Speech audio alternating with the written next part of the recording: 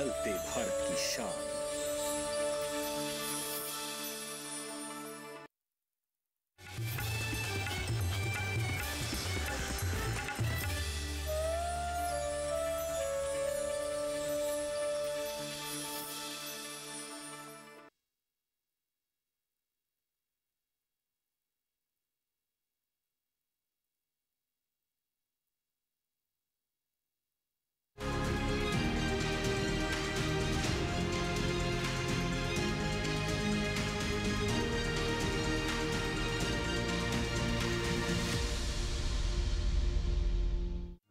पीढ़ी दर पीढ़ी हमारे किसान अलग अलग स्पीसीज की अलग अलग वैरायटी इनको सहेज कर रखते गए और उसको विकास करते रहे। किसान की विरासत, धरती के वनस्पति संसाधन, एक अधिकार जिसका दुनिया भर के देश करते हैं सम्मान।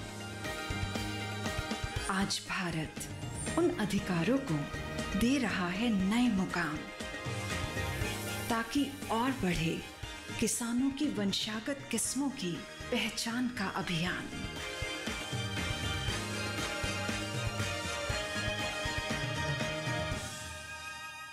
नमस्कार किसान भाइयों बहनों, दूरदर्शन किसान के कार्यक्रम कृषि दर्शन में आप सभी का स्वागत है। मैं हूं आपके साथ आदिति शर्मा। किसान भाइयों बहनों, हमारे इस कार्यक्रम में कृषि जगत में हो रही हलचलों की जानकारियां हम आप तक पहुंचाते हैं, अनुसंधानों का ज्ञान आपको देते हैं ताकि आप उनसे लाभ ले सकें, अपनी खेती किसानी को उन्नत बना सकें। बता दें आपको, हमेशा की तरह लेकर आए हैं हमारे तीनों सेगमेंट्स, विज्ञान और किसान, कृषि स्टार्टअप और फार्मिंग इंडिया, जिसके माध्यम से हम आज आपको बताएंगे कि आप कैसे कर सकते हैं एलोवेरा की खेती। फिर मिलवाएंगे सफल किसान विवेक चतुर्वेदी से और सरकारी योजनाओं की जानकारी भी आप तक पहुंचाई जाएगी। तो फिर आइए आज के अंक की शुरुआत करते हैं।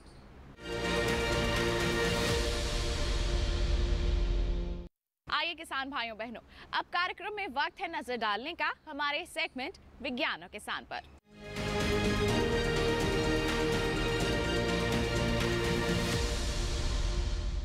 आज के हमारे सेगमेंट में हम आपको एक ऐसी फसल के बारे में बताने वाले हैं जिसकी बाजार में मांग काफी अच्छी बनी रहती है। इसका उपयोग जो है स्वास्थ्य के लिए भी किया जाता है और सौंदर्य के लिए भी किया जाता है। इसका नाम है एलोवेरा। तो किस तरह से आप एलोवेरा की खेती कर सकते हैं जिससे आप अपनी आमदनी को बढ़ा सकें, आइए आपको बताते हैं।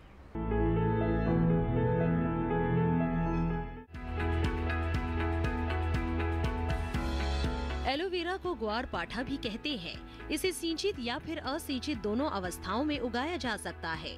इसका जेल यानी लसलसा गुदा ही काम का है। इसी से जूस और दूसरे उत्पादन बनते हैं। समय पर सिंचाई करेंगे तो ज्यादा जेल मिलेगा। एलोवेरा को बरसात में लगाया जाता है और इसके कंदों को ही बोया जाता है।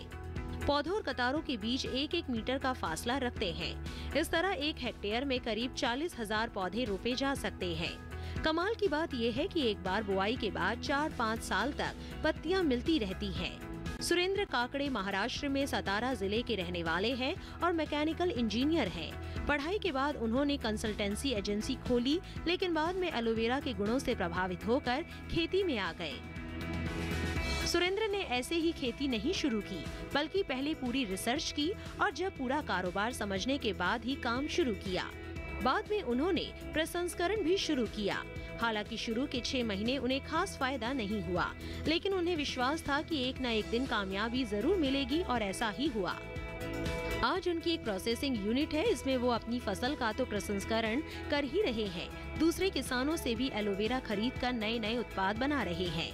प्रसंस्करण के दौरान सबसे पहले पोटेशियम में डालकर गर्म पानी से धोते हैं, फिर टुकड़े करेंगे, टुकड़ों को गर्म पानी में डालते हैं और कुछ समय बाद उनसे जेल निकालते हैं। जूस निकालने के लिए जेल को ब्लेंडिंग मशीन में डालेंगे, फिर जूस को 70 डिग्री तापमान पर गर्म करेंगे।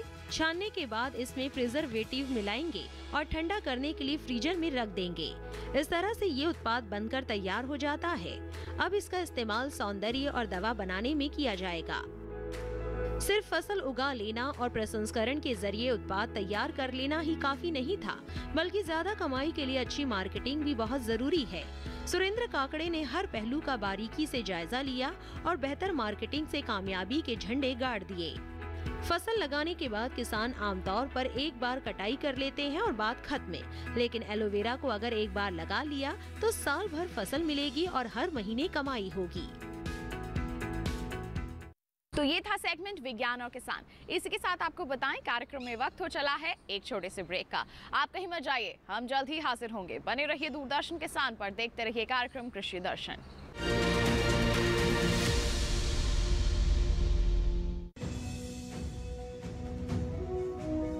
भारत सरकार का हर प्रयास किसानों को दे रहा है एक नई आस। देश के किसानों की खुशहाली और उन्हें आत्मनिर्भर बनाने के लिए भारत सरकार समर्पित है। प्रधानमंत्री श्री नरेंद्र मोदी जी के नेतृत्व में कृषि क्षेत्र में किए गए निरंतर प्रयासों के फलस्वरूप देश खाद्यान्न व बागवानी के क्षेत्र में आत्मनिर्भर हो चुका है और देश में दलहन का उत्पादन भी बढ़ा है। इसी तरह भारत सरकार ने खाद्य तेलों के उत्पादन को बढ़ाने के भी अनेक प्रयास किए हैं। इसी क्रम को आगे बढ़ाते हुए माननीय प्रधानमंत्री श्री नरेंद्र मोदी जी के नेतृत्व में भारत सरकार ने दूरदर्शी निर्णय लेते हुए राष्ट्रीय खाद्य तेल मिशन ऑयल पाम की शुरुआत की है। इस मिशन से देश भर के किसानों को बहुत लाभ मिलेगा। कृषि के पूंजी निवेश में वृद्धि होगी, खाद्य तेल आयात पर देश की निर्भरता कम होगी और रोजगार के नए अवसर पैदा होंगे। खाने के तेल में आत्मनिर्भरता के लिए अब राष्ट्रीय खाद्य तेल मिशन ऑयल पाम का संकल्प लिया गया है। इससे किसानों को तो सीधा लाभ होगा ही, गरीब और मध्यम वर्ग के परिवारों को सस्ता और अच्छी क्वालिटी का तेल भी मिलेगा। यही नहीं, ये मिशन बड़े स्तर पर रोजगार का निर्माण करेगा। इस मिशन के अंतर्गत ऑयल पाम का रकबा और पैदावार बढ़ाने पर जोर देने के लिए सरकार ने 11,000 करोड़ रुपए से अधिक की सहायता राशि निर्धारित की है। मिशन के तहत सरकार ने ऑयल पाम की खेती के लिए रोपण आदि की सहायता में बढ़ोतरी करते हुए पहले मिलने वाले 12,000 रुपए प्रति हेक्टेयर को बढ़ाकर 29,000 रुपए प्रति हेक्टेयर तक कर दिया है। ऑयल पाम के पुराने बागों के पुनरुद्धार के लिए 250 रुपए प्रति पौधा के हिसाब से विशेष सहायता दी जा रही है। पौधारोपण सामग्री की कमी दूर करने और बीजों की पैदावार करने वाले बागों को भी सहायता दी जाएगी। इसके तहत 15 हेक्टेयर ऑयल पाम उद्यान के लिए 80 लाख रुपए तक की सहायता राशि दी जाएगी। इसके अलावा नर्सरी विकास के लिए 40 लाख रुपए तक तय किए गए हैं। पूर्वोत्तर और अंडमान राज्यों के लिए विशेष सहायता का भी प्रावधान है। ऑयल पाम के किसान ताजे फलों के गुच्छे यानी FFB का उत्पादन करते हैं, जिनकी वर्तमान में कीमतें अंतर्राष्ट्रीय मूल्यों में उतार चढ़ाव के आधार पर तय होती हैं। पहली बार केंद्र सरकार ताजे फलों के गुच्छे की कीमत के लिए किसानों को आश्वासन दे रही है। ये व्यवहार्यता मूल्य यानी VP कहलाएगा, यानी किसानों को कोई घाटा नहीं होने दिया जाएगा। व्यवहार्यता मूल्य VP तय करने की शुरुआत 1 नवंबर से होगी और अगले वर्ष 31 अक्टूबर तक जारी रहेगी। इसे ऑयल पाम वर्ष कहा जाएगा। इस योजना के तहत वर्ष 2025-26 तक ऑयल पाम का रकबा 6.5 लाख हेक्टेयर सृजित करने और कच्चे ऑयल पाम की पैदावार वर्ष 2025-26 तक 11.20 लाख टन पहुंचाने का लक्ष्य निर्धारित किया गया है। सरकार के इस महत्वपूर्ण निर्णय से देश में ऑयल पाम की खेती करने वाले किसानों में विश्वास पैदा होगा और वे खेती का रकबा बढ़ाएंगे। इस तरह पाम ऑयल का उत्पादन भी बढ़ेगा, जिससे किसानों की आय बढ़ेगी और ग्रामीण अर्थव्यवस्था भी सुदृढ़ होगी।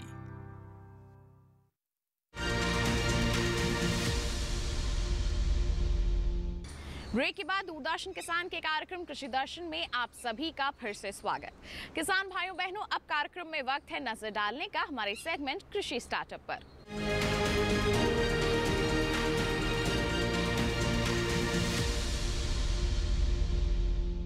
पूरे देश में किसान भाइयों बहनों प्राकृतिक खेती की लहर दौड़ रही है। हमारे माननीय प्रधानमंत्री भी हमारे किसानों को प्रोत्साहित कर रहे हैं, जागरूक कर रहे हैं कि वो भी ज्यादा से ज्यादा प्राकृतिक खेती को अपनाएं। हमारे किसान बदल भी रहे हैं और प्राकृतिक खेती को अपना भी रहे हैं। आज के हमारे सेगमेंट में हम एक ऐसे ही सफल किसान से आपकी मुलाकात करवाने वाले हैं, जिनका नाम है विवेक चतुर्वेदी। ये प्राकृतिक खेती करते हैं। जी हाँ, इनके खेत में पूरी तरह से प्राकृतिक चीजों का ही उपयोग होता है। आइए इनकी कहानी जानते हैं इन्हीं की जुबानी। ये बैलगाड़ी और ये रहट, इन्हें देखकर आपको पुराना जमाना याद आ गया होगा, लेकिन जब आप बारीकी से देखेंगे तो यहाँ आपको आधुनिकता और पुरानी परंपराएं एक साथ गुंथी हुई नजर आएंगी। ये विवेक चतुर्वेदी के खेत हैं और ये दोनों मशीनें उनके अद्भुत कृषि मॉडल का हिस्सा हैं। ऐसा मॉडल जो प्राकृतिक खेती के मूल सिद्धांतों से भी 2 कदम आगे है। इनका मॉडल सिर्फ रसायन मुक्त खेती की ही बात नहीं करता, बल्कि प्रदूषण मुक्त खेती को भी अपनाता है। इनके यहाँ बैलों से चलने वाला ट्रैक्टर है जो खेतों की जुताई भी करता है और दूसरे जरूरी काम भी, जबकि रहट फव्वारा सिंचाई पद्धति का हिस्सा है। बस इसमें मोटर की जगह बैल लगे हैं। विवेक को स्थानीय लोग गुड्डा भैया के नाम से जानते हैं। बीकॉम करने के बाद इन्होंने और शहर में अपना बिजनेस जमाया। अच्छी खासी कमाई हो रही थी और जिंदगी शहर की चकाचौंध में गुम थी। गांव पलरा डोडर में विवेक के पास 25 एकड़ जमीन है। कमाल की बात तो ये है कि इनकी पारिवारिक बैकग्राउंड खेती ही नहीं थी। शायद यही वजह रही कि पहले ही साल इन्हें जबरदस्त घाटा हो गया। वो इस बात से परेशान थे, एक दाना जब हजारों दानों को जन्म दे देता है तो फिर खेती में नुकसान क्यों हो रहा है। कारोबारी दिमाग ने जब हिसाब लगाया तो पता चला कि घाटे की वजह बेतहाशा लागत है। खेती के 7 अंग हैं। पहला बीज, दूसरा जुताई, तीसरा बिजाई, चौथा निराई, 5वां खाद, 6ठा सिंचाई, 7वां कटाई और 8वां मड़ाई। ये 8 जगह किसान का पैसा बाहर जाता है। इसको जब मैंने देखना शुरू किया तो मैंने ये सोचा, और इससे तो किसानी कभी भी फायदे में नहीं हो सकती। तो लिहाजा हमने ये सोचना शुरू किया कि अगर हम एक ट्रैक्टर लाते हैं तो 5 साल में वो डेप्रिशिएट होके घट के वो 1/3 दाम 1/4 दाम का रह जाता है। लेकिन एक गाय पालते हैं तो 5 साल में 5 हो जाती हैं। जो उसको खिलाते हैं वो खाद होती है। इस तरह विवेक गाय आधारित प्राकृतिक खेती से जुड़ गए। इनके यहाँ गोबर गैस प्लांट लगा है और सोलर पैनल भी। गोबर गैस से बिजली बन रही है, चूल्हा जल रहा है और खेतों के लिए प्राकृतिक खाद भी मिल रही है। सोलर पैनल से स्प्रिंकलर जुड़ा है जो मुफ्त में सिंचाई कर देता है। धूप न होने पर स्प्रिंकलर चलाने की जिम्मेदारी बैलों पर ही होती है। जीवामृत को इसी स्प्रिंकलर के माध्यम से फसलों तक सिंचाई के साथ पहुंचा दिया जाता है। इसके अलावा भी यहाँ कई ऐसे यंत्र मिल जाएंगे जो या तो हाथ से चलते हैं या फिर बैटरी से। तो कुछ भी हमारा जा नहीं रहा, बाहर से हम कुछ भी ले नहीं रहे। इसी प्रकार से हर अंग पे हमने काम किया। जैसे निराई एक बहुत बड़ा खर्चा है, सिंचाई एक बहुत बड़ा खर्चा है। तो सिंचाई के कुछ साधन हमने बनाए।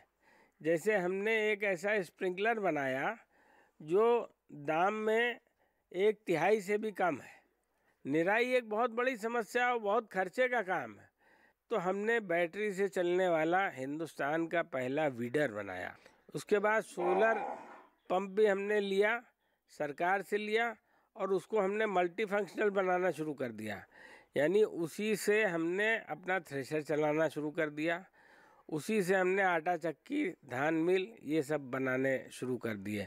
तो हम प्रोसेस करके माल को बेचने लगे, जिससे हमको अच्छे दाम मिलते हैं। विवेक के पास 30-32 गायें हैं और 2 जोड़ी बैल। इनसे रोजाना 300-400 किलो गोबर मिल जाता है। विवेक आसपास के बहुत से किसानों को जीरो बजट प्राकृतिक खेती के लिए प्रेरित कर रहे हैं। कई किसान तो ऐसे हैं जो खेती छोड़ने के बारे में सोच रहे हैं। विवेक के मॉडल ने उनके मन में नई उम्मीद जगाई है। लोगों में अब जागरूकता आ रही है। वो धीरे धीरे ही सही रसायन मुक्त उत्पादों को पसंद करने लगे हैं। केमिकल प्रभावों से मुक्त फसल के बाजार में अच्छे भाव मिल जाते हैं। सरकार भी परंपरागत कृषि विकास योजना के अंतर्गत भारतीय प्राकृतिक कृषि पद्धति के नाम से एक उप योजना चला रही है। इसके जरिए 500 हेक्टेयर के क्लस्टर के आधार पर प्राकृतिक खेती को प्रोत्साहित किया जा रहा है। 1 हेक्टेयर प्राकृतिक खेती के लिए 3 साल तक 12,200 रुपए की सहायता भी दी जा रही है।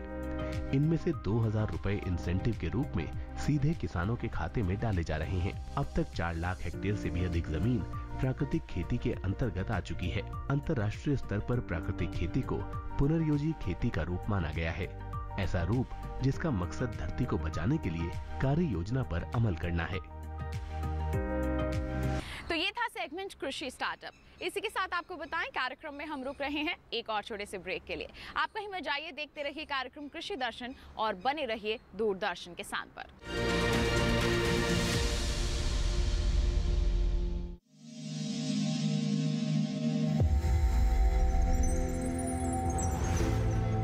आत्मनिर्भर किसान भारत की शान। उत्पादन में आत्मनिर्भर होने के साथ साथ फसल की कटाई के उपरांत उपज की हानि को रोकने, ग्रामीण क्षेत्रों में रोजगार सृजन करने और बीज से बाजार तक के विजन को मजबूती देने के उद्देश्य से 1 वर्ष पूर्व माननीय प्रधानमंत्री श्री नरेंद्र मोदी जी ने एक महत्वाकांक्षी केंद्रीय योजना एग्रीकल्चर इंफ्रास्ट्रक्चर फंड की शुरुआत की। इस आधुनिक इंफ्रास्ट्रक्चर से कृषि आधारित उद्योग लगाने में एक बहुत बड़ा बदलाव आएगा और बहुत बड़ी गति आएगी। साथियों, अब हम उस स्थिति की तरफ बढ़ रहे हैं जहां गांव के कृषि उद्योगों से फूड आधारित उत्पाद शहर जाएंगे और यही तो आत्मनिर्भर भारत अभियान का संकल्प है। एग्रीकल्चर इंफ्रास्ट्रक्चर फंड से पात्र लाभार्थी गोदामों का निर्माण कर सकते हैं, छटाई या ग्रेडिंग इकाई, पैकिंग हाउस, सप्लाई चेन और कोल्ड चेन जैसी सुविधाएं या फिर प्राथमिक कृषि प्रसंस्करण केंद्र की स्थापना कर सकते हैं। इस योजना के तहत पात्र लाभार्थियों को 2 करोड़ रुपए तक के ऋण पर अधिकतम 7 वर्ष के लिए ब्याज में 3% तक की छूट दी जा रही है। ऋण पुनर्भुगतान के लिए 6 महीने से 2 वर्ष तक मोरेटोरियम की सुविधा भी उपलब्ध है। इस योजना ने अब तक सफलता की कई मिसालें कायम की हैं, जैसे कि मध्य प्रदेश के लाभार्थी श्री विपिन त्रिपाठी ने एग्रीकल्चर वेस्ट से बायोफ्यूल बनाने का इनोवेटिव प्राइमरी प्रोसेसिंग सेंटर लगाया है। लोन मिलने की वजह से हम समय पर सारी मशीनों का प्रोक्योरमेंट और सारा सिविल वर्क टाइम पे करवा पाए, जिससे ये प्रोजेक्ट को लगाना संभव हो पाए। राजस्थान के लाभार्थी श्री यशवर्धन मुंद्रा ने सॉर्टिंग एंड ग्रेडिंग यूनिट लगाकर रोजगार के अवसर पैदा किए हैं। कर्नाटक की महिला उद्यमी श्रीमती ममता वी ने प्राइमरी प्रोसेसिंग सेंटर लगाकर प्रगति की नई राह चुनी है। ಸಣ್ಣ ಪುಟ್ಟ ಉದ್ಯಮಿಗಳನ್ನ ಮತ್ತಷ್ಟು ಅಗ್ರಿಕಲ್ಚರಲ್ಲಿ ಹೆಚ್ಚು ನಾವು ಇನ್ನಷ್ಟು ಸಾಧನೆ ಮಾಡಲಿಕ್ಕೆ ಕಾರಣಕಾರಕವಾದಂತ ಈ ಅಗ್ರಿಕಲ್ಚರಲ್ ಇನ್ಫ್ರಾಸ್ಟ್ರಕ್ಚರ್ ಫಂಡ್ ಇಂದ ನಮ್ಮ ಇನ್ನಷ್ಟು ಯೋಜನೆಗಳು ಆಯೋಜನೆಗಳು ಉತ್ತಮಗೊಂಡಿದೆ। राजस्थान के लाभार्थी श्री दिनेश भट्टर ने जीरे की प्रोसेसिंग यूनिट लगाकर आसपास के ग्रामीणों को आत्मनिर्भरता प्रदान की है। महाराष्ट्र के लाभार्थी श्री अनूप कुमार मोहता ने वेयर हाउस बनाकर अन्न भंडारण को सुनिश्चित किया है। आज देश के कोने कोने से किसान, कृषि उद्यमी, किसान उत्पादक संघ, प्राथमिक कृषि सहकारी समितियां, स्वयं सहायता समूह और कृषि उपज मंडियां इस योजना का लाभ उठा रहे हैं।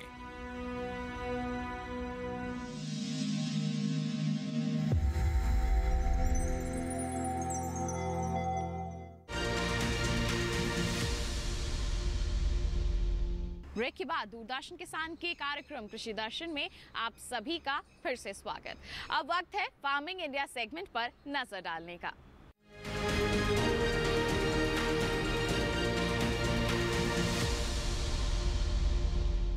आज के हमारे सेगमेंट में हम बात करने वाले हैं ई-नाम मोबाइल ऐप के बारे में। मोबाइल बेस्ड एप्लीकेशन है ये, जिससे आप देश की जितनी भी लिस्टेड मंडियां हैं उनका हाल जान सकते हैं। कौन से जिन्स का भाव किस मंडी में किस स्तर पर बना हुआ है, इसकी जानकारी आप घर बैठे बैठे ही हासिल कर सकते हैं। खासियत ये है कि इसके माध्यम से आप उपज की बिकवाली भी कर सकते हैं और खरीदारी भी कर सकते हैं। तो आप किस तरह से इस ऐप का उपयोग कर सकते हैं, आइए आपको बताते हैं।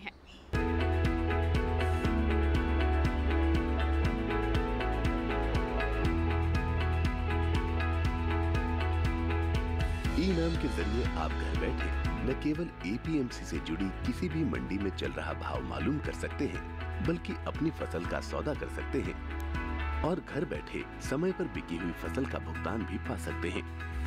ई-नाम दरअसल कोई समानांतर मार्केटिंग संरचना नहीं है, बल्कि ये मंडियों का ही राष्ट्रीय नेटवर्क बनाने का एक साधन है, जिसे ऑनलाइन एक्सेस किया जा सकता है।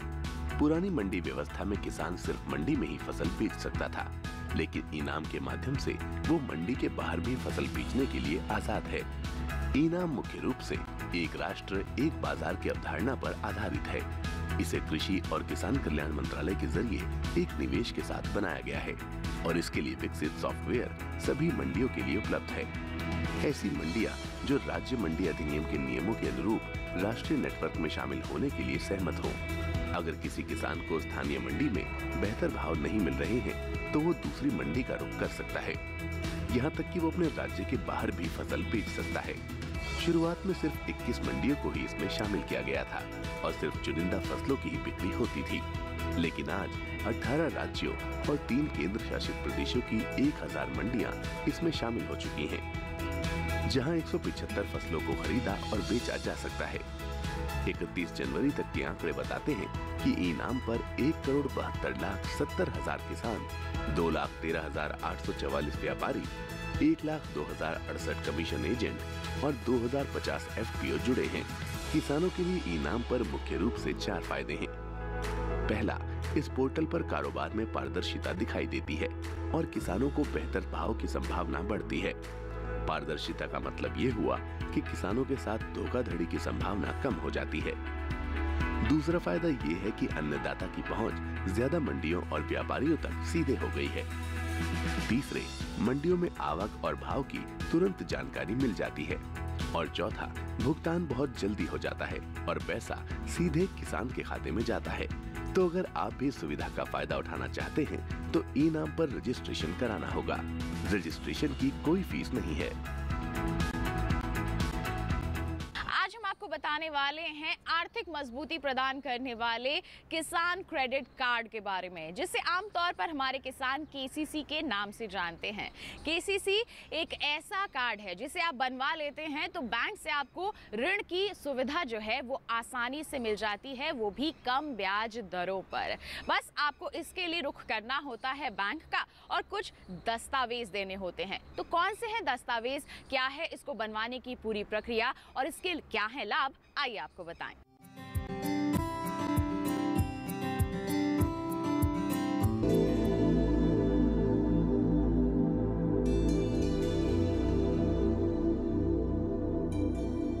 किसान क्रेडिट कार्ड योजना 1998 में शुरू की गई थी।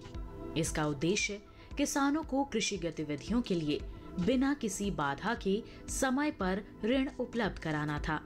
भारत सरकार किसान क्रेडिट कार्ड के तहत किसानों को ब्याज पर 2% की आर्थिक सहायता देती है और समय पर ऋण चुकाने वाले किसानों को 3% की प्रोत्साहन छूट देती है। इस तरह केसीसी पर सालाना ब्याज दर 4% आता है। सभी योग्य किसानों को उनके कृषि कार्यों के लिए आसानी से और समय पर कृषि ऋण प्रदान किए जाएं, ये सुनिश्चित करने के लिए सरकार ने किसान क्रेडिट कार्ड योजना शुरू की। इसका उद्देश्य किसानों को कृषि के लिए उत्पादक सामग्रियों जैसे बीज, उर्वरक और कीटनाशक आदि खरीदने के लिए सक्षम बनाना है। सरकार ने किसानों के हित में बड़े कदम उठाते हुए 2019 में केसीसी में ब्याज दर में आर्थिक सहायता का प्रावधान शामिल करते हुए इसका लाभ डेयरी उद्योग समेत पशुपालकों और मछली पालकों को भी देने की व्यवस्था सुनिश्चित की है।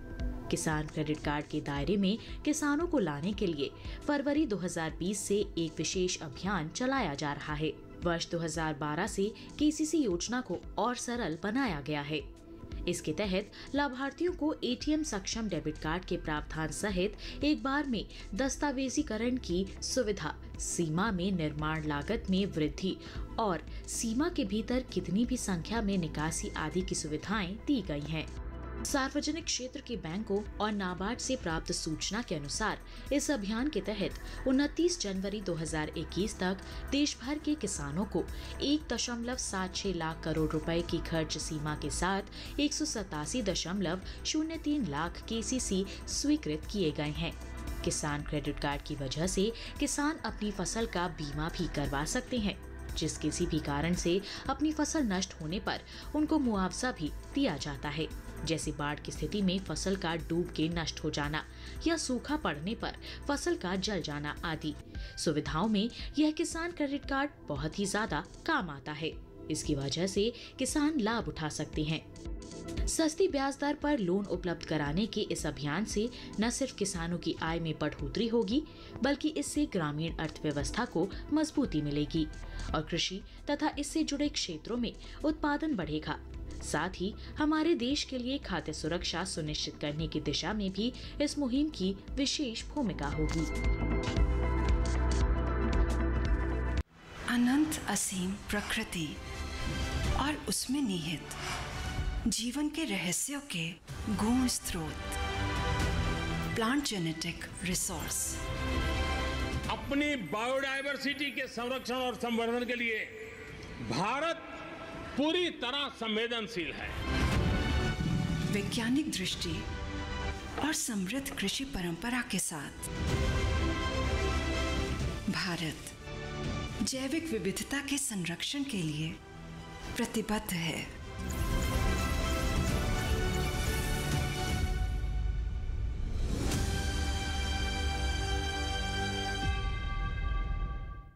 तो ये था सेगमेंट फार्मिंग इंडिया। इसी के साथ आपको जानकारी दें आज के कार्यक्रम में बस इतना ही। उम्मीद है जितनी भी जानकारियां आज के कार्यक्रम के माध्यम से आप तक पहुंचाई गई हैं सभी आपके लिए फायदेमंद साबित हुई होंगी। साथ ही आपको बता दें कि आप हमारा ये कार्यक्रम दोबारा देख सकते हैं। आप हमारे YouTube चैनल का रुख कर सकते हैं। आप टीवी स्क्रीन पर दिखाए जा रहे इस QR कोड को बस स्कैन कर लीजिए, सीधा पहुंच जाएंगे हमारे YouTube चैनल पर। साथ ही आपको बता दें आप जुड़ भी सकते हैं हमारे साथ। ईमेल कीजिए हमें। ईमेल ID है krishidarshandddk@gmail.com। आप हमें पत्र भी लिख सकते हैं। पता है हमारा कृषि दर्शन, कमरा नंबर 58, CPC दूरदर्शन, खेलगांव, नई दिल्ली 110049। तो इसी के साथ किसान भाइयों बहनों आज के लिए इतना ही। अगले अंक में फिर होंगे हाजिर। तब तक के लिए दीजिए इजाजत, लेकिन आप बने रहिए दूरदर्शन किसान पर। नमस्कार।